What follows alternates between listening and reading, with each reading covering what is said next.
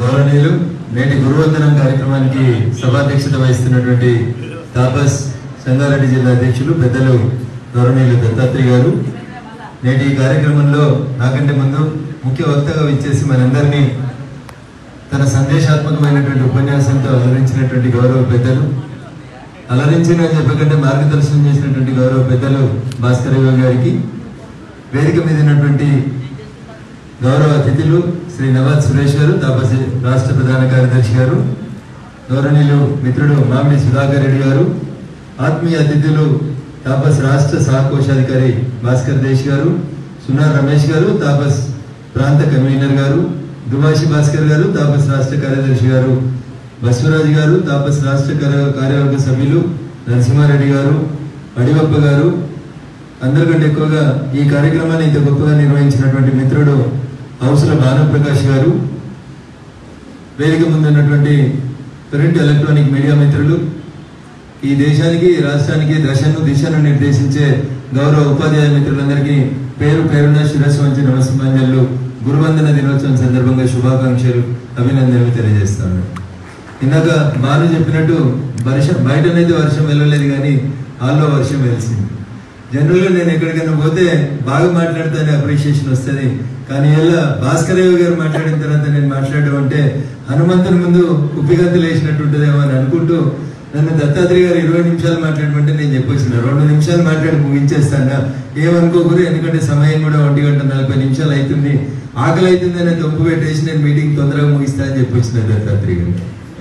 కానీ నేను కూడా ఉపాధ్యాయ వృత్తి నుంచి వచ్చినటువంటి వ్యక్తిగా, బీఈడి పూర్తి చేసినటువంటి వ్యక్తిగా, పిల్లలకి పాఠాలు చెప్పడం అంటే ఆసక్తి ఉంటుంది, కానీ టీచర్లకే పాఠాలు చెప్పాలంటే కొంచెం కష్టమవుతుంది.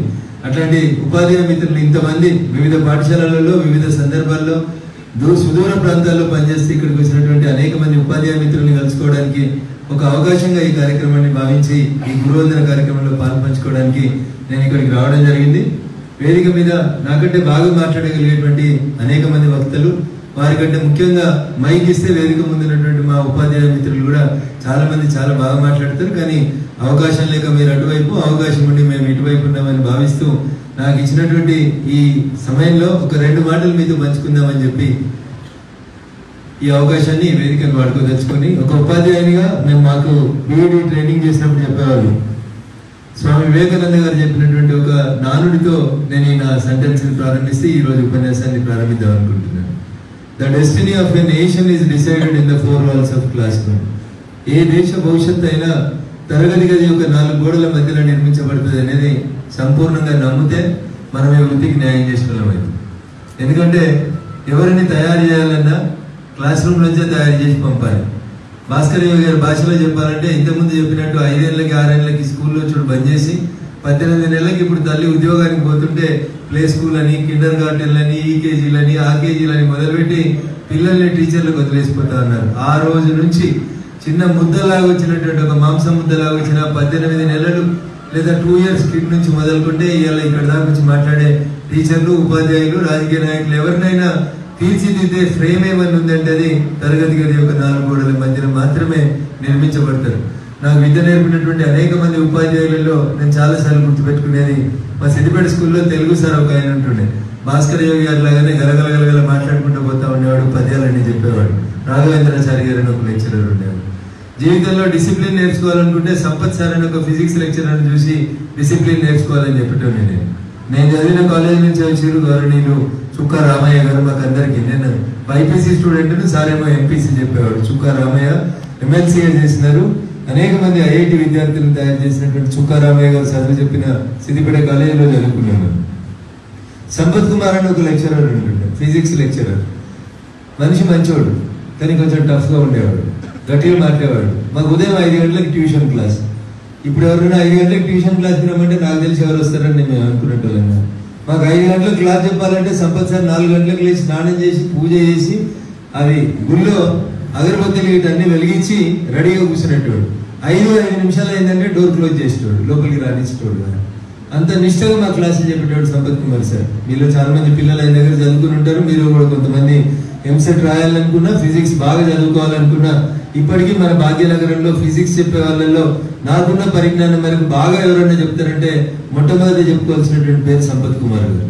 అట్లా మీలో అనేక మంది ఉపాధ్యాయులు ప్రభుత్వ పాఠశాలల్లో పనిచేస్తున్నప్పటికీ కూడా మీలో ఉన్నటువంటి టాలెంట్ స్వామి వివేకానంద గారు కోరుకున్నటువంటి talent. The destiny of a nation is decided in the 4 walls of the class room. ఒక నరేంద్ర మోడీ గారు తయారైనా, ఒక అమిత్ షా గారు మాట్లాడగలుగుతున్నా, ఒక రఘునందన్ మీ ముందుకు వచ్చి 4 మాటలు మాట్లాడబోతా ఉన్న దానికి అర్థం మాకు విద్య నేర్పినటువంటి గురువుల గొప్పతనం తప్ప మాది ఏముండదని చెప్పి ఈ సందర్భంగా తెలియజేస్తూ, సో చాలా మాటలన్నీ కూడా వేదిక మీద పెద్దలందరూ మాట్లాడారు. నేను సైన్స్ టీచర్ని, ఏడికి పోయినా సైన్స్ గురించే మాట్లాడుతూ ఉంటాను. సైన్స్ మన జీవితంతో చాలా రకాల సంబంధ బాంధవ్యాన్ని కలిగి ఉంటుంది, కానీ చాలా మంది దాన్ని దూరం పెట్టేసి వదిలేస్తూ పోతూ ఉంటారు. నేను బీఈడీ చదువుతున్న తర్వాత, బీఈడీ అయిపోయిన తర్వాత అప్పుడు కొత్తగా పాపులేషన్ ఎడ్యుకేషన్ అని ఒక లెసన్ వచ్చింది 10th క్లాస్లో. ఎవరైనా చదువుంటారు. 17th లెసన్ బయాలజికల్ సైన్స్లో పాపులేషన్ ఎడ్యుకేషన్ అని ఒక లెసన్ ఉంటుంది. దాంట్లో టిఆర్ మాల్తూస్ అని ఒక రష్యన్ ఎడ్యుకేషనిస్ట్ చెప్తాడు. ఏమని చెప్తాడు? జనాభా ఎంత స్పీడ్గా అయితే పెరుగుతుందో, జనాభా పెరుగుతున్నంత స్పీడ్గా పెరిగిన జనాభా మనం మల్టిప్లై అవుతా ఉన్నాం. 2 into 2 4, 4 into 4 16, 16 into 16 326 ఇట్లా మల్టిప్లై అవుతూ పోతా ఉన్నాం. కానీ మనిషి అవసరాలైనటువంటి భూమి, గాలి, నీరు లాంటి పంచభూతాలు అంతే స్పీడ్గా పెరుగుతలేవు. కాబట్టి ఒక రోజు వస్తుంది, ఆ రోజు భూమి తన కోపాన్ని చూపిస్తే ఓ సునామీ రావచ్చు, ఓ ఎర్త్క్వేక్ రావచ్చు, ఓ కరోనా రావచ్చు, ఇంకేదన్నా రావచ్చు. అల్టిమేట్గా జనాభాని నియంత్రిస్తుంది. తన భూమి తన బరువును తానే తగ్గించుకునేందుకు ప్రయత్నం చేస్తుందని 1917లో టిఆర్ మాల్తూస్ చెప్తాడు. ఇలా ప్రకృతి వైపరీత్యాలు చూస్తుంటే భాగ్యనగరంలో అదే కనబడతా ఉంది. 4 రోజుల కింద కేరళలో, వయనాడులో కూడా అదే కనబడింది. దానికి రాజకీయ రంగు పులిపి రకరకాలైనటువంటి వ్యక్తులు రకరకాలైనటువంటి కారణాలు చెప్పారు. కానీ the basic reason is ecological imbalance వల్ల ప్రకృతి విధ్వంసం మనం చేసుకుంటూ పోతున్నటువంటి పరిణామ క్రమంలో ఈ రకమైనటువంటి చర్యలు జరుగుతూ ఉన్నాయి. ఆ ప్రకృతి విధ్వంసాన్ని అరికట్టేందుకు అప్పుడప్పుడు కొన్ని పనులు జరుగుతూ ఉంటాయి. దాంట్లో భాగంగానే ఈ మధ్యలో మొదలుపెట్టినటువంటి కార్యక్రమం, I'm not supporting the government but I'm supporting as a science teacher అని మొన్న కూడా చెప్పిన హైడ్రా లాంటి సంఘటనలు. చెరువు ప్లేస్లో చెరువు ఉండాలి, కుంట ప్లేస్లో కుంట ఉండాలి, కొండలు గుంటలు ఉండాల్సిన దగ్గర అవి ఉండాలి. భాగ్యనగరంలో జనాభా పెరుగుతుందని చెప్పి చెరువుల్ని, కుంటల్ని, నాలాలని, కొండల్ని, బంజారా హిల్స్ని, జూబ్లీ హిల్స్ని విధ్వంసం చేసి కంకర మిషన్లు పెట్టి పొడిగొట్టి కొట్టేస్తే ఏదో ఒక రోజు భాగ్యనగరం కూడా వయనాడు లాగా ఇబ్బందులు పడాల్సినటువంటి పరిస్థితి వస్తుంది. అందుకని టీచర్లుగా నేను మీకు అందరికీ కూడా సవినయంగా చేసేటువంటి అపీల్, మోడీ గారు ఏ కార్యక్రమం చెప్పినా, ఏం చెప్పినా దేనికైనా ఒక లింక్ ఉంటుంది. అది పర్యావరణంతో లింక్ చేసి మాట్లాడుతూ ఉంటారు. ఇటీవల కాలంలో అందరికీ దేశ ప్రజలందరూ కూడా నరేంద్ర మోడీ గారు పిలిపించినారు. మీ తల్లి పేరు మీద మీరు ఒక చెట్టు నాటండి అని చెప్పినాడు. ప్రతి వ్యక్తి ఒక 2 చెట్లను నాటండి అన్నాడు. ఏదో టైంపాస్కి నరేంద్ర మోడీ గారు ఏదో భాస్కర్ రావు గారు లాంటి ఎవరో రాసిస్తే 2 రిధం వచ్చేటువంటి మాటలు చెప్పుకోవడానికి పనిచేయరు మోడీ గారు. By keeping in view of the country situation. Uttarakhand ఏమైందో చూసినారు, కేదార్నాథ్ దేవస్థానానికి పోతే ఎట్లా వరదలు వచ్చి ప్రజలు ఎట్లా కొట్టుకుపోయినారో చూసినారు, నిన్న కాక మొన్న వయనాడు చూసినాం. సో ఇప్పుడు మనం కాపాడాల్సింది బ్యాంక్ బ్యాలెన్స్లు, బడ్జెట్లు కాదు. మనం కాపాడాల్సింది ప్రకృతిని కాపాడాలి. ఆ ప్రకృతి మనల్ని కాపాడుతుంది తప్ప ప్రకృతి ప్రకోపిస్తే ఏమవుతుందో మనం చాలా రాష్ట్రాల్లో చూసినాం, చాలా దేశాల్లో చూసినాం. కాబట్టి బాధ్యత గల గురువులుగా, సమాజానికి మంచి చెప్పేటువంటి మిత్రులుగా ఇవి చెప్పాల్సింది ఎవరంటే మీరే చెప్పాలి. ఊర్లలో హరితహారం పేరు మీద, ఇంకో పేరు మీద రకరకాలైనటువంటి ప్రోగ్రామ్స్ చేస్తూ ఉంటారు. నేను మొన్న సిద్దిపేట జిల్లాలో దిశ అనేటువంటి ఒక కార్యక్రమం, అంటే జిల్లా ఆఫీసర్స్ అందరితో కూర్చొని ఏ ప్రోగ్రామ్ ఎట్లా జరుగుతుంది, అసలు ఏం జరుగుతుంది అనేది రివ్యూ చేసేటువంటి ఒక అవకాశం ఉంటే ఆ దిశ ప్రోగ్రాంలో పార్టిసిపేట్ అయ్యాను. జిల్లా డిఎఫ్ఓ గారు లేచి మాట్లాడమంటే ఆయన చెప్తా ఉన్నాడు, గత 10 సంవత్సరాలుగా సిద్దిపేట జిల్లాలో మేము ప్రతి ఏటా 12,50,000 చెట్లు పెడుతూ వచ్చినామని చెప్పాడు. నాకు డౌట్ వచ్చి నేను అడిగిన, సార్ సిద్దిపేట ఏరియా ఎంత, విస్తీర్ణం ఎంత సార్ సిద్దిపేట జిల్లా అని అడిగాను.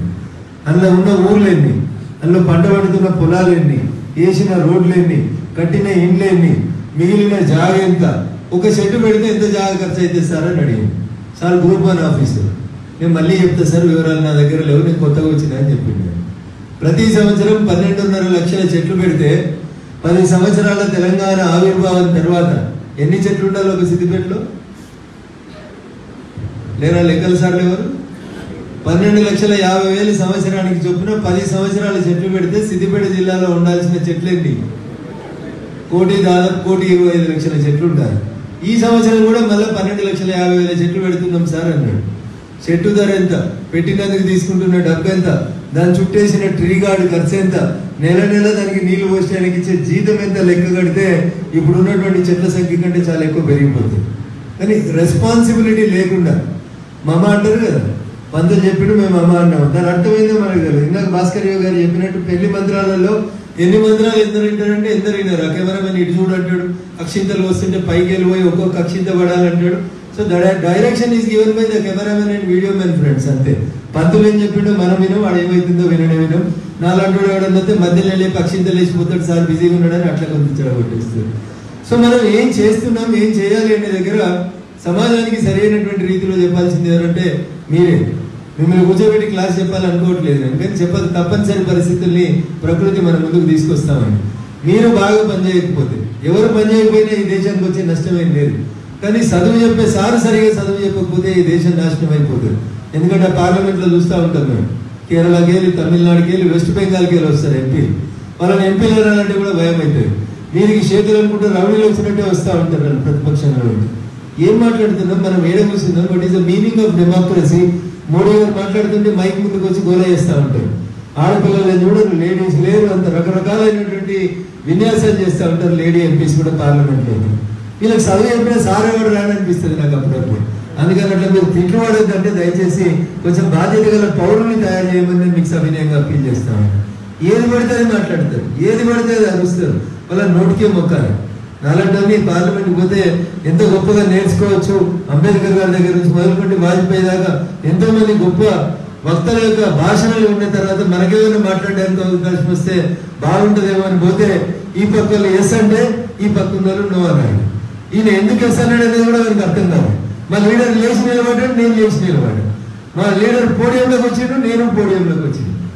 ఇక వాళ్ళ భాష, వాళ్ళ భాష మీద మమకారం ఉంటుంది. వాళ్ళు ఆ భాష తప్ప ఇంకోటి మాట్లాడారు. కేరళలో మలయాళంలో తిడతారు మమ్మల్ని, తమిళనాడు తమిళ్లో తిడుతుంటారు, వెస్ట్ బెంగాల్ వాళ్ళు ఇంకో భాషలు తింటారు. ఆ లొల్లైతే మాకు అర్థమే కాదు పోయి. అందుకని మధ్యలో పార్లమెంట్లో కొత్త ఒక సిస్టమ్ పెట్టిరు. మాకు చెవులకు మైక్ పెట్టి మేము ఏ భాష వస్తుంటే వాళ్ళు ఏ భాషలు తిడుతారో మాకు అర్థమయ్యేది వచ్చింది కాబట్టి కొంచెం కంట్రోల్ ఉంటున్నారు. లేకపోతే ఆ భాష కూడా కంట్రోల్ ఉండకపోతుంటారేమో. మాకు ట్రాన్స్లేషన్ మాకు మైక్లలో వస్తుంది. వాళ్ళు తమిళ్లో మాట్లాడితే కూడా నేను తెలుగు అని ఒత్తి పెట్టుకున్నాను కూడా తెలుగులో వినబడుతుంటుంది. అందుకని కొద్దిగా కంట్రోల్కి వచ్చినారు, కానీ లేకపోతే ఇష్టారాజ్యంగా బిహేవ్ చేస్తా ఉన్నారు. చాలా మంది అందులో అడ్వకేట్లు ఉన్నారు, ప్రొఫెసర్స్ ఉన్నారు, సుప్రీంకోర్టు జడ్జిలు ఉన్నారు. కానీ వాళ్ళకి ఎక్కడ కూడా భాష మీద నియంత్రణ లేదు. వాళ్ళు ఎక్కడున్నారు, ప్రపంచం వాళ్ళని చూస్తుందా, మనం కూర్చున్న పార్లమెంట్ ఎందుకు వచ్చినాం మనం పార్లమెంట్కి అనేటువంటి కనీస అవగాహన లేనట్టు ఉన్నారు. కొన్ని ఈయననే కొత్తగా నాలాగా మొదటిసారి వచ్చిండ్రు అంటే అది కాదు.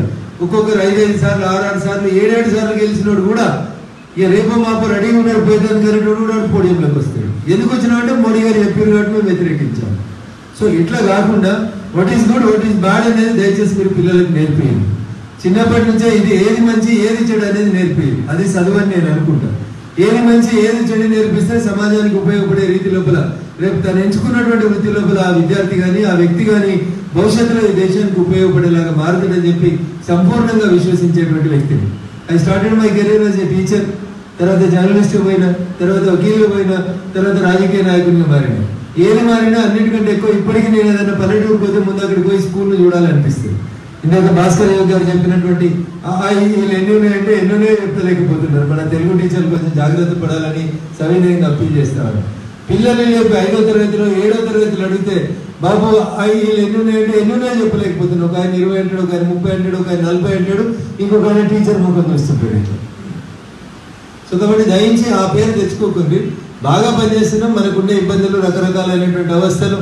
ఇందాక భాస్కర్ గారు చెప్పినట్టు 3 బస్సులకి 4 ఊర్లు మారి రకరకాలైనటువంటి అవస్థలు పడి పోతా ఉన్నాం. అయినప్పటికీ ఇంకా ఈ సొసైటీ ఈ మాత్రమైనా మంచిగా నడుస్తుందంటే దానికి కారణం మీరే గురువులు. మీరు నేర్పించినటువంటి మార్గదర్శనం లేకపోతే ఈ సొసైటీ ఈ మాత్రం కూడా మంచిగా ఉండేది కాదు. అందుకని దయచేసి గురువందనం రోజు వచ్చిన భాస్కర్ గారైనా నేనైనా మీకు ఏదో క్లాస్ చెప్తున్నామని ఫీల్ కాకుండా దయచేసి మీరంతా కూడా ఈ దేశ నిర్మాతలు. ఈ దేశ భవిష్యత్తు ఎక్కడ ఆధారపడి ఉందంటే మీ చేతుల్లో ఆధారపడింది.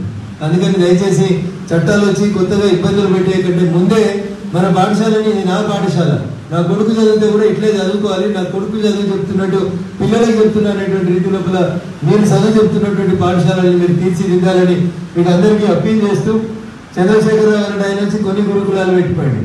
వారం రోజుల నుంచి ఈ రాష్ట్ర ఉప ముఖ్యమంత్రి, ఈ రాష్ట్ర ఆర్థిక మంత్రి ఒక మాట చెప్తున్నాడు, మేము కూడా గురుకులాలు పెడతాం, గురుకులాలకి 5,000 కోట్లు ఇస్తామని చెప్తున్నాడు ఆయన. ఎవరికి ఇస్తున్నారు 5,000 కోట్లు? ఆయన 10,000 కోట్లు పెట్టి గురుకులాలు పెట్టిపోయాడు, వీళ్ళు వచ్చి 5,000 కోట్లు పెట్టి గురుకులాలు పెడతారంట.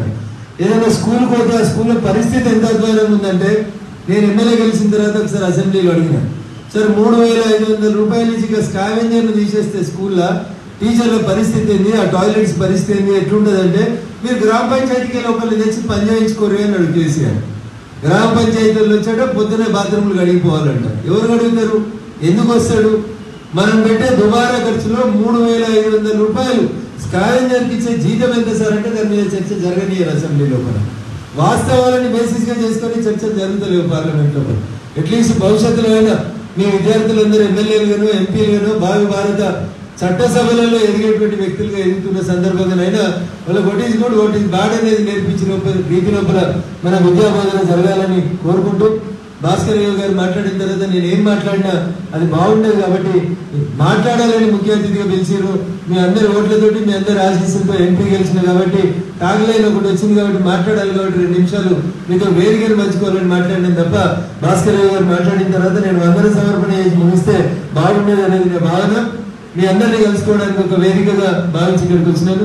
నా ఎన్నికలలో ప్రత్యక్షంగా పరోక్షంగా నా గెలుపు కోసం పనిచేసినటువంటి మా ఉపాధ్యాయ సోదర సోదరి మనందరికీ కూడా పేరు పేరున మరొకసారి శిరస్సు వంచి నమస్కారాలు తెలియజేస్తాను. వీడియో రికార్డ్ అయితే ప్రపంచం చూస్తుంది, అయినా ధైర్యంగా చెప్తున్నాను నేను. ఎందుకంటే ఉపాధ్యాయులు లేకపోతే రాజకీయాలు ఉండేవి. ఉపాధ్యాయుడు కంపల్సరీ రాజకీయం చేయాల్సిందే. నేనే చెప్పిన కదా, మీరు చదువు చెప్తేనే మేము ఇందాక వచ్చినామని.